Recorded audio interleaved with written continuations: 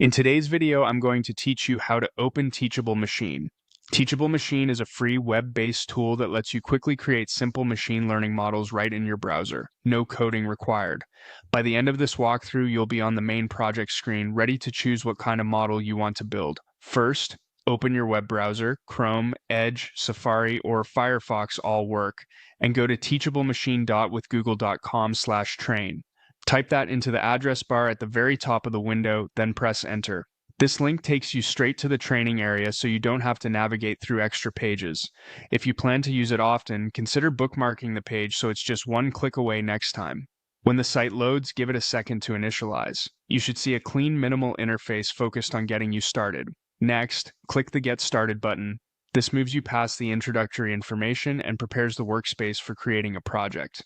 Think of it as opening the door to the studio. No changes are made yet, you're simply stepping into the right room. If you see any brief tips or pop-ups, you can skim them, but the main action here is to continue into the workspace. Now, choose New Project. This creates a fresh blank canvas where you'll set up your model. You're not locked into any settings by clicking this, it just opens the place where you'll make your next choice. The interface is intentionally simple so you can focus on the type of data you want to use. You'll now see three options: Image Project, Audio Project, and Pose Project. Image is best for classifying photos or webcam snapshots. Great for telling objects or hand-drawn symbols apart. Audio is for classifying short sounds or spoken words using your microphone or audio files. Pose uses your webcam to recognize body and hand positions for gesture-based projects.